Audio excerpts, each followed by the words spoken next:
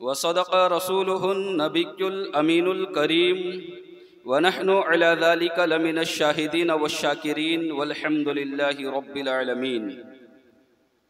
बादए तौहीद के मतवालों, शमअ रिसालत के परवानों, आइए कुछ अर्ज़ मारूफ़ से क़ब्ल हम और आप मिलकर आक़ाए नामदार, मदीने के ताजदार, उम्मत के गमख्वार, शाहों के ताज, आक़ाओं के आक़ा, हम ग़ुलामों के मुहसिन, यतीमों के सहारा, बेआसरों के आसरा, बेखानमाओं के मावा, गरीबों के मुहिब, मिस्कीनों के साथी, मसावात के हामी, सिद्क़ का मंबा, सब्र का मादन, खाकसारी का नमूना, अव्वलीन इंसान, महबूब ज़ीशान, मोमिन का ईमान, सुबह कायनात के शम्सुद्दुहा, शाम कायनात के बदरुद्दुजा, मोहम्मद अरबी रूह फ़िदा सल्लल्लाहु तआला अलैहि वसल्लम की बारगाह में जिस तरह से मैं पढ़ाता हूँ, मेरे साथ मिलकर पढ़िए। अस्सलातु वस्सलामु अलैका या रसूल अल्लाह, अस्सलातु वस्सलामु अलैका या हबीब अल्लाह, अस्सलातु वस्सलामु अलैका या नबी अल्लाह सल्लल्लाहु तआला अलैहि वसल्लम।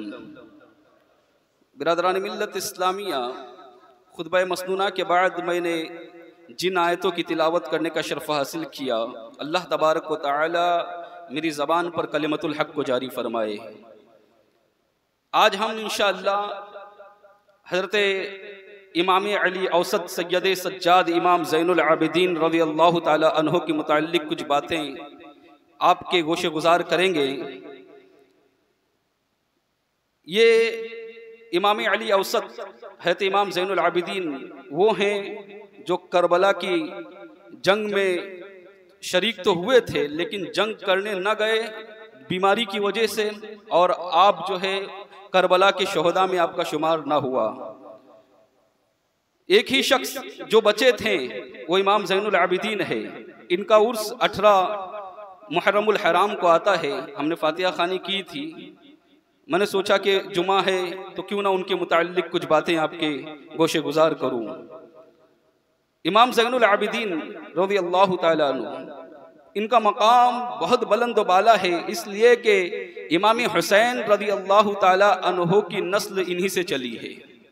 गौसे आज़म रज़ियल्लाहु ताला अन्हु, गरीब नवाज रज़ियल्लाहु ताला अन्हु, ये सारे बुजुर्गान दीन किसी न किसी तरह से इनकी नस्ल से वाबस्ता हैं। इतनी बड़ी बड़ी शख्सियत जिनसे वाबस्ता है, उनका मकाम कितना बुलंद होगा अब खुद अंदाज़ा लगा सकते हैं।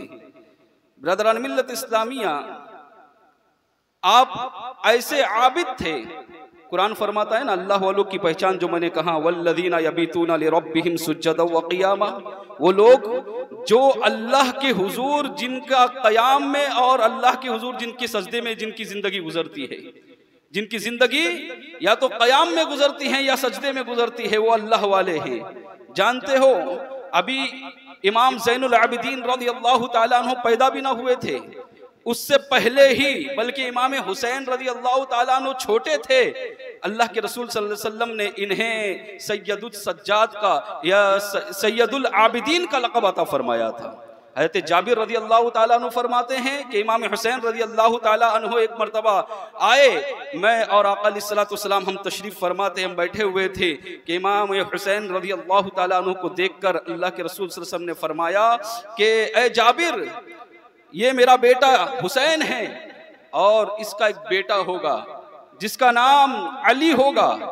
तुम उनसे मुलाकात करोगे और जब मैदान महशर में उन्हें बुलाया जाएगा तो जो मुकर्रब फरिश्ता है वो उन्हें सैयदुल आबिदीन कहकर पुकारेगा। ब्रदरान मिल्लत इस्लामिया, जरा अंदाजा लगाओ कि कितना आला मकाम है।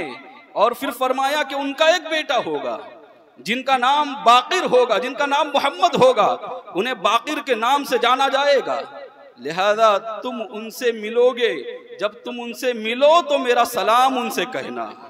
ये मेरे आका अलैहिस्सलाम ने फरमाया है। अगर इल्म गैब का मौजू होता तो बहुत सारी बातें मैं आपको बता देता, यानी मेरे आका ने कितनी बातें इसके अंदर बताई, जरा अंदाजा लगाओ कि सरकार फरमा रहे हैं ए जाबिर, अब इस जाबिर रज़ियल्लाहु ताला अन्हु, जाबिर बिन अब्दुल्ला रज़ियल्लाहु ताला अन्हु, ये इमाम हुसैन से बड़े हैं उम्र में, और इमाम हुसैन आए तो बताया कि करबला की जंग चूंकि बहुत मशहूर थी, मेरे आका अलैहिस्सलाम ने करबला के ताल्लुक से भी बताया था। गोया सरकार सारे करबला के नक्शे को जानते थे, करबला के मार्के को जानते थे, और ये भी जानते थे कि इमाम ज़ैनुल आबिदीन तन्हा है जो उस जंग के अंदर बचने वाले हैं। और फरमाया जाबिर तुम्हारी हयात की मैं जिंदगी की तुम्हें बोले मुबारकबाद देता हूँ, ये इस तरह से कि तुम इमाम हुसैन के बेटे इमाम ज़ैनुल आबिदीन को भी देखोगे और इमाम ज़ैनुल आबिदीन के बेटे इमाम बाक़िर को भी देखोगे। रादरान मिल्लत इस्लामिया, इतनी गैबें, इतने सारे बातें जो मेरे आका अलैहिस्सलाम ने फरमाए, ये गैब नहीं तो और क्या है। और फिर हज़रत जाबिर बिन अब्दुल्ला फरमाते हैं कि वो दिन भी आया जब मेरी आंखें बिल्कुल नाबीना हो चुकी थी, मुझे कुछ नज़र नहीं आता था, और हज़रत बाक़िर मोहम्मद बाक़िर जो मदीने में तशरीफ़ लाए और फिर मेरी उनसे मुलाकात हुई, मैंने सरकार का सलाम उन तक पहुँचाया और सारा वाक़या बयान किया। फिर रिवायत में आता है, उलमा कहते हैं कि हज़रत जाबिर रज़ियल्लाहु ताला अन्हु जो बहुत उम्र दराज हो चुके थे, आंखों की रोशनी खत्म हो चुकी थी, लेकिन जब तक के मोहम्मद बाक़िर से उनकी मुलाकात न हुई थी उन्हें यकीन था कि मैं जिंदा रहूंगा। और जब बाक़िर रज़ियल्लाहु ताला अन्हु से उनकी मुलाकात हो गई तो अब अपने अहबाब से कहा कि आप कफन की तैयारी कर लो, इसलिए कि अब मेरे इंतकाल का वक्त आ गया है। ये सहाबी रसूल थे जिनका इत्तेक़ाद था कि नबी ने जो कह दिया है वो होकर रहने वाला है। हज़रत इमाम ज़ैनुल आबिदीन अल्लाह ताला अन्हु की शान कितनी है, जरा अंदाजा लगाओ, जिनके ताल्लुक से सरकार फरमा रहे हैं कि मुकर्रब फरिश्ता आवाज देकर कहेगा सैयदुल आबिदीन यहाँ पर आओ, फिर इमाम ज़ैनुल आबिदीन खड़े होंगे। क्यों ना हो उनका इतना बड़ा मकाम, इतना अरफा व आला मकाम। जानते हो कुरान उनके बारे में बताया जाता है, कुरान की जो आयत है वल्लज़ीना यबीतूना लिरब्बिहिम सुज्जदन व क़ियामा के तहत, कि अल्लाह वाले वो होते हैं जिनकी रातें अल्लाह के हुजूर या तो क़याम में गुजरती है या फिर सजदे में गुजरती है। बताया जाता है कि इमाम ज़ैनुल आबिदीन रज़ियल्लाहु ताला अन्हु का मामला यूं था कि हर रात आप 1000 रकात नमाज अदा किया करते थे। जरा अंदाजा लगाओ, कोई आसान काम नहीं है। वो लोग जो शबे मेराज में, अभी तो वो मामला भी खत्म हो गया, लोग आकर बैठते हैं शबे मेराज और शबे बारात की नमाजें भी नहीं पढ़ते। पहले जो पढ़ते थे उनसे पूछो 50 रकात नमाज पढ़ने में क्या होता था, तरावीह की नमाज 20 रकात है, क्या हालत होती थी। जरा अंदाजा लगाओ क्या हालत होती है। बिरादरान मिल्लत इस्लामिया, आप अंदाजा लगाओ 1000 रकात नमाज।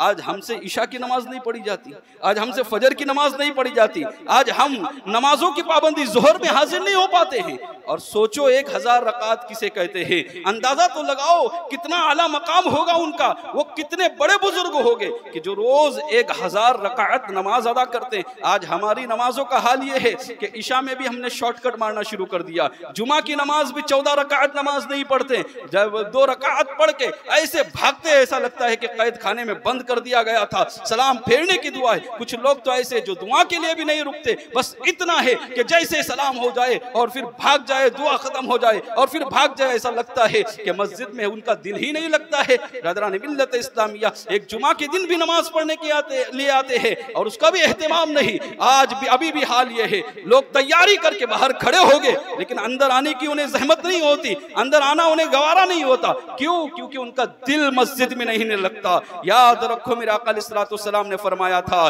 कि मोमिन का दिल मस्जिद में ऐसे लगता है कसम के फिल्मा अल मोमिनो फिल मस्जिद कसम के फिल्मा, मोमिन मस्जिद में ऐसे रहता है जैसे मछली पानी में रहती है। और फिर फरमाया अल मुनाफिकु फिल मस्जिद कत्ताइर फिल कफस, और मुनाफिक मस्जिद में ऐसे रहता है जैसे परिंदे को पिंजरे में कैद कर दिया गया हो। तो अब अंदाजा लगाओ जो मस्जिद से भागते हैं ना फौरन नमाज होने के साथ, उनका किरदार क्या है, उनका तरीका क्या है, मोमिन वाला है या मुनाफिक वाला है। उनका दिल नहीं लगता जिनका मस्जिद के अंदर, उनका तरीका कार क्या है, मोमिन वाला है या मुनाफिक वाला। पिंजरे के अंदर जैसे किसी परिंदे को कैद कर दिया हो और फिर वो भाग रहा हो, ये हालत है हमारी। बिरादरान मिल्लत इस्लामिया, मस्जिद से मोहब्बत करो। मेरे आका अलैहिस्सलाम ने फरमाया 7 अशखास ऐसे होंगे कल क़यामत के दिन कोई साया नहीं होगा, अल्लाह तबारक व तआला उन्हें अर्श का साया अता फरमाएगा। उसमें एक शख्स वो होगा जो मस्जिद से मोहब्बत करता होगा। मस्जिद से मोहब्बत का यह मतलब नहीं कि मस्जिद को देखे और उसको इस तरह से हाथ लगा के चूमा जाए, नहीं, बल्कि मस्जिद में अपना वक्त गुजारा करो। मस्जिद से बेहतर जगह कोई है ही नहीं है, जन्नत का टुकड़ा है मस्जिद जो है, ये जन्नत का टुकड़ा है। इससे बढ़कर अगर जन्नत के टुकड़े में दिल ना लगा तो बिरादरान मिल्लत इस्लामिया फिर जन्नत में कैसे जाओगे। बहरहाल अर्ज ये कर रहा था कि आप रोजाना 1000 रकात नमाज अदा किया करते थे, ये आपका तरीक़ा कार था। और बंदगी का मामला हमारी और आपकी तरह रकात नहीं होती थी। हम जिस तरह से नमाज पढ़ते हैं, ना खुशू है, ना खुजू है, ना नमाज के अंदर ख्यालात है, दुनियावी ख्यालात के सिवा कुछ नहीं है। बिरादरान मिल्लत इस्लामिया पूरी नमाज के अंदर कभी हम रब के हुजूर हाजिर होने का ख्याल नहीं करते। ये हमारी नमाजों का हाल है, लेकिन उनकी नमाज ऐसी नहीं थी। अगर हमें नमाज के अंदर मच्छर काट जाए, अगर हमें नमाज के अंदर चींटी काट जाए तो हमें तकलीफ होती है, एहसास होता है, उस नमाज को हम तोड़ देते हैं या फिर साइड में हट जाते हैं। लेकिन जानते हो इमाम ज़ैनुल आबिदीन की नमाज का आलम यह था, वो इस तरह से नमाज पढ़ते थे। फरमाते एक मरतबा नमाज पढ़ रहे थे इमाम ज़ैनुल आबिदीन के शैतान ने सांप की शक्ल इख्तियार किया और आपके पैर के अंदर आकर आपका पूरा अंगूठा उसने मुंह में ले लिया। बिरादरान मिल्लत इस्लामिया जरा अंदाजा लगाओ क्या हाल हुआ होगा, कैसी नमाज है उनकी, पूरा अंगूठा मुंह में लिया, लेकिन उसके बावजूद भी आपने नमाज ना तोड़ी, आप उसी तरह नमाज पढ़ते रहे। फिर उसने डंक मारा, डंक इतना शिद्दत का था कि तकलीफ हुई, लेकिन उसके बावजूद भी नमाज न तोड़ी। और जब आप नमाज से फारिग हुए तो आपको मुत्तला किया गया कि ये जो सांप था ये सांप नहीं था बल्कि शैतान था, जो सांप की शक्ल इख्तियार करके आपको नमाज से बेरिग़बत करने के लिए आया था, आपसे को नमाज से आपका जहन बहकाने के लिए आया था। आपने फौरन उसे एक झापड़ रसीद किया और वो शैतान वहां से चला गया। बिरादरान मिल्लत इस्लामिया, ये आपकी नमाजों का आलम था, ये आप ऐसी नमाजें अदा किया करते थे। एक मरतबा आपकी फूफी, आप इतनी नमाजें पढ़ते थे, इतनी बंदगी करते थे कि आपकी फूफी ने हज़रत जाबिर बिन अब्दुल्ला रज़ी अल्लाह ताला अन्हु से कहा कि आप सहाबी रसूल हो, आप उन्हें समझाइए कि थोड़ा सेहत का भी ख्याल रखा करें।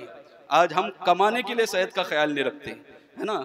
आज हम जब पैसे आते रहते हैं ना, दौलत आते रहती है, तो हाल ये है कि फिर दोपहर के खाने का भी हमें पता नहीं चलता कि दोपहर का खाना खाया है नहीं खाया है। 3 बजे का 2 बजे का खाना 5 बजे 4 बजे भी खा लेते हैं। क्यों? क्योंकि हम दुनिया के अंदर मगन है।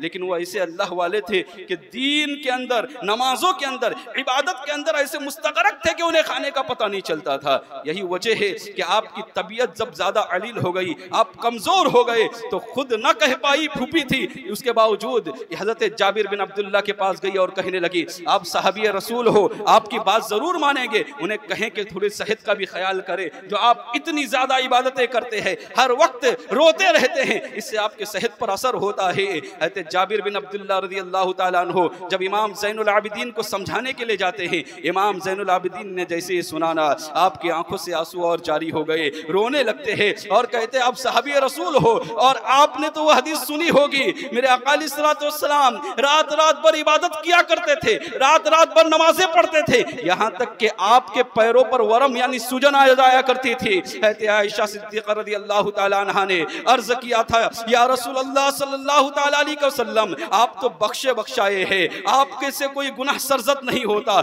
आप फिर क्यों इतनी इबादत करते हैं। बिरादरान मिल्लत इस्लामिया, जिनसे गुनाह ना हो वो इबादत करे, जिनसे गुनाह सरजद ना हो, जो बख्शे बख्शाए हैं वो रब की बंदगी करे। और आज हमारा हाल ये है कि हम गुनाहों के अंदर मुलव्विस है, सरतापा कदम जो है हमारे गुनाहों के अंदर भरे हुए हैं, और उसके बावजूद भी हम नमाजों से दूर है, आज हम बंदगी से दूर है, और फिर तसव्वुर ये करते हैं हम सुन्नी हैं, हम जन्नत में जाएंगे। बिरादरान मिल्लत इस्लामिया, यकीनन अहले सुन्नत वाले जमाअत वाले जन्नत में जाएंगे, लेकिन याद रखना उसके लिए इन्नल्लज़ीना आमनू व अमिलुस्सालिहात उलाइका अस्हाबुल जन्ना। अल्लाह तबारक व तआला ने फरमाया बेशक वो लोग जो ईमान लाए और नेक आमाल किए वही लोग जन्नती हैं। आप नेक आमाल नहीं करोगे और फिर सोचोगे जन्नत मिलेगी, ऐसा तो हरगिज नहीं हो सकता आपके लिए। मैं ये नहीं कहता कि आमाल की बुनियाद पर कोई जन्नत में जाएगा, जन्नत तो अल्लाह के फजल से मिलने वाली है, इसमें कोई शक व शुबा नहीं। लेकिन आमाल जो है वो अल्लाह का कुर्ब नसीब करेगा ना, अल्लाह का फजल कौन नसीब करेंगे? ये आमाल ही तो करेंगे ना। आमाल अगर ना हो तो फिर हम किस मुंह से रब की हुजूर हाजिर हो गए? बिरादरान मिल्लत इस्लामिया, तो अर्ज ये कर रहा था कि इमाम ज़ैनुल आबिदीन को आप समझाने आए ना, तो आपके सामने हजरत जाबिर के सामने आपने वो हदीस पढ़ी और कहा कि मेरे आका अलैहिस्सलाम से जब कहा गया था कि आप बख्शे बख्शाए हैं, उसके बावजूद भी इतनी इबादत करते हो, तो अल्लाह के रसूल सल्लल्लाहु अलैहि वसल्लम ने फरमाया था अफला अकून अब्दन शकूरा, आयशा मैं चाहता हूँ कि अल्लाह का शुक्रगुजार बंदा बन जाओ, अल्लाह का शुक्रगुजार बंदा बन जाओ, इसलिए मैं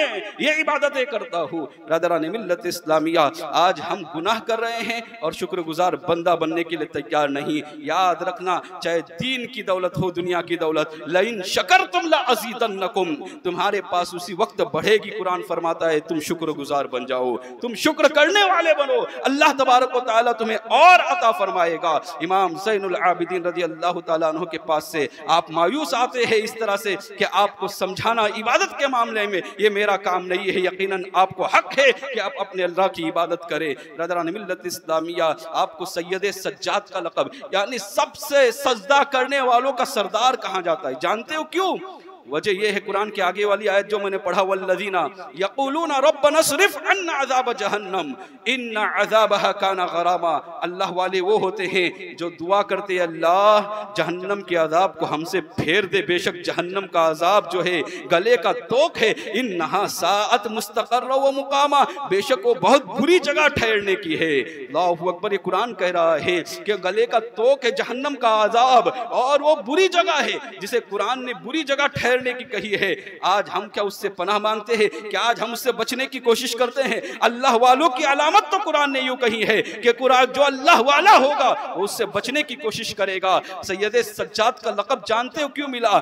एक मरतबा आप नमाज अदा कर रहे थे घर के अंदर और आप हालत सजदे में थे, इसी आलम के अंदर आपके घर के अंदर आग लगी और आग तेजी से फैलती जा रही थी। लोगों ने आपको हिलाया, लोगों ने आपको डुलाया, कहा कि हजरत आग लग गई है, लेकिन आपने सर सजदे से ना उठाया। आप इसी हालत में सजदे की हालत में रहे, यहाँ तक कि आग भड़कती चली गई और आपने सजदे से सर ना उठाया। उसके बाद आग खुद ब खुद बुझ गई, सर्द हो गई और फिर आपने अपनी नमाज मुकम्मल की। किसी ने आकर कहा हुजूर ये क्या मामला है कि इस आग को आपको इस आग से किस चीज ने गाफिल कर दिया था? तो उन्होंने क्या जवाब दिया, जरा गौर से सुनना। उन्होंने कहा कि मैं जहन्नम की आग ने मुझे इस आग से गाफिल कर दिया, मैं जहन्नम को बुझाने में पड़ा था और तुम इस आग की फिक्र कर रहे थे। ब्रदरान मिल्लत इस्लामी, अल्लाह वाले वो होते हैं जो जहन्नम की आग से डरते हैं, जहन्नम से पनाह मांगते हैं। वल्लज़ीना यक़ूलूना रब्बना स्रिफ़ अन्ना अज़ाब जहन्नम, ये अल्लाह वालों का तरीक़ा कार होता है। ऐसी खशियत थी आपके दिल में, ऐसा डर था अल्लाह का आपके दिल में कि जब आप खाना काबा के हज के लिए निकले ना, तो सारे लोगों ने अल्लाहु अकबर का जो तहमीद बयान की, तो आपका हाल ये है लब्बैक अल्लाहुम्मा लब्बैक जब कहा ना सारे लोगों ने, तो आपकी ज़बान से ना निकला, आप खामोश हुए। लोगों ने कहा हुजूर कहिए आप भी लब्बैक अल्लाहुम्मा लब्बैक। कहाँ डर लगती है इस बात की कि मैं लब्बैक कह दूं और मेरा रब ला लब्बैक कह दे। ब्रदरान मिल्लत इस्लामिया, कहाँ यकीनन खौफ है आपके दिल में, लेकिन कहना तो पड़ेगा ना। सारे लोगों को, सारे हाजी कहते लब्बैक अल्लाहुम्मा लब्बैक, सबको सब कहते हैं, आपको भी कहना पड़ेगा।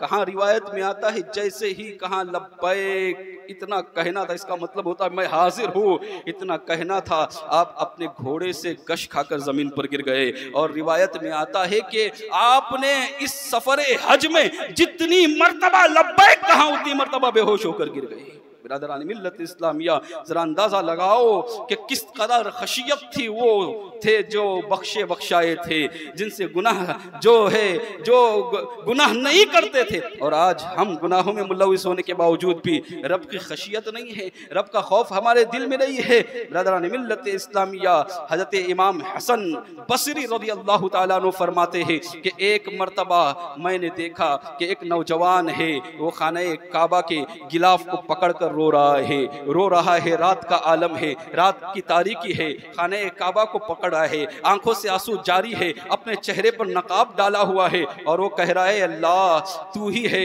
जिसका दरबार इस वक्त खुला हुआ है। सारे दुनियावी बादशाह जो है इस वक्त अपने दरबार को बंद किए हुए हैं, लेकिन मौला तेरा दरबार कितना आला है, तेरा दरबार कितना अरफा है, जो कभी बंद नहीं होता, जो कभी क्लोज नहीं होता। सारे दरबार बंद हो जाते हैं ताकि लोग अपनी फरियाद रात को ना पहुंचा पाए, लेकिन तेरा दरबार ऐसा है दिन हो रात हो किसी भी वक्त हो लोग तुझसे फरियाद कर सकते हैं, लोग तेरे आगे अपना मामला रख सकते हैं। तेरा मकाम मौला तू अरफा व आला है, तेरा दरबार अरफा व आला है। ये कह रहे थे और फिर आगे कह रहे थे, आगे के जुमले सुनो, कह रहे थे कि मेरे गुनाह जमीन के जर्रात से ज्यादा है, मेरे गुनाह आसमान के सितारों से ज्यादा है, मेरे गुनाह दरख्त के पत्तों से ज्यादा है।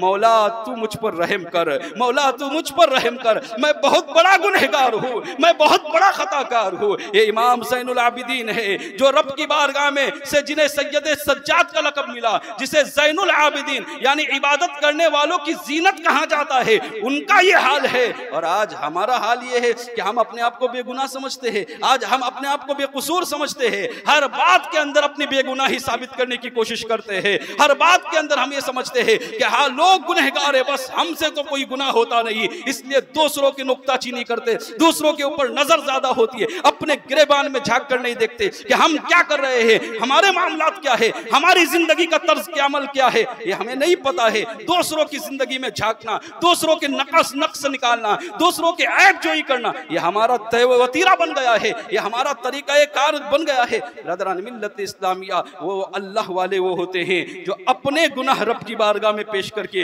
रब से माफी मांगते हैं, रब से अर्ज करते हैं मौला मुझे माफ कर दे। हज़रत इमाम हसन बसरी कहते हैं कि मैंने देखा कि शायद कोई नौजवान होगा जिससे कोई बड़ा गुनाह हो गया होगा, जिससे कोई बड़ी गलती सरजद हो गई होगी, वो शख्स आया है और रब की बारगाह में इतना गिरियोजारी कर रहा है। इमाम हसन बसरी कहते हैं मैंने दिल में ये सोचा कि चलो जाता हूँ और जाकर उसे समझाता हूँ कि अल्लाह गफूरुर रहीम है, जो तू चीखो पुकार कर रहा है, जो तू गिड़गिड़ा रहा है, जो तू रो रहा है, अल्लाह यकीनन तुझे माफ करेगा, रहम की रहमत से उसको उम्मीद दिलाता हूँ। इमाम हसन बसरी कहते हैं जैसे ही मैं उस नौजवान के करीब गया, मैंने चेहरे से नकाब उठाने की अर्ज की, जैसे ही उन्होंने नकाब उठाया मेरी चीखें बुलंद हो गई, वो कोई और नहीं इमाम ज़ैनुल आबिदीन सैयद सज्जाद रज़ी अल्लाह तआला अन्हु थे।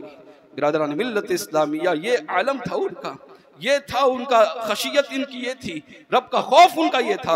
आज हमें बहुत ज़रूरत है इस चीज़ की। आपकी सखावत के बारे में भी बहुत कुछ अर्ज करना था क्योंकि अगली आयत भी पढ़ा था, वक्त इजाज़त नहीं देता मुसलमानों। आज हमें इस बात की ज़रूरत है सबसे ज़्यादा कि हम अल्लाह की खशियत अपने दिल में पैदा करें, अल्लाह का खौफ अपने दिल में पैदा करें, इसलिए कि जिसके दिल में अल्लाह का खौफ होगा दुनिया का खौफ निकल जाएगा और फिर इबादतों से रग़बत होगी, बंदगी से मोहब्बत होगी, नमाजों से मोहब्बत होगी, दीन को कुर्बान करके फिर वो मस्जिद में आता हुआ नजर आएगा, अपने कारोबार पर नमाज को तरजीह देगा। आज हमारी हालत ये है कि हम दुनियादार इतने हैं कि कारोबार को तरजीह दे रहे हैं, आज हम नींद को तरजीह दे रहे हैं नमाज के ऊपर। बिरादरान मिल्लत इस्लामिया बंदगी है, यही इबादत है जिससे रब का कुर्ब मिलने वाला है। रब का कुर्ब चाहते हो तो रब तुम्हें इबादत करनी होगी, हमें बंदगी करनी होगी। बंदगी किए बगैर रब का कुर्ब हासिल नहीं होता। कम अज कम इतना तो हो मुसलमानों के 5 वक्त नमाज में हाजिर हुआ करो, जमाअत के साथ नमाज पढ़ा करो, नमाज की पाबंदी करो। ये नमाज तुम्हें कब्र में भी काम आएगी, ये नमाज तुम्हें हश्र में भी काम आएगी। ब्रदरान मिल्लत इस्लामिया जो कुछ भी कहा अभी मैंने, मेरी आपसे इल्तिजा है कि आप अपने दिल से सोचे कि मैंने गलत कहा है आपसे। यकीनन नहीं, आप भी कहोगे कि मेरा इसके अंदर कोई फ़ायदा नहीं है। आप आइए अपनी मस्जिद को आबाद करो, इसलिए कि जो मस्जिद को आबाद करता है अल्लाह उसके घर को आबाद करता है। अल्लाह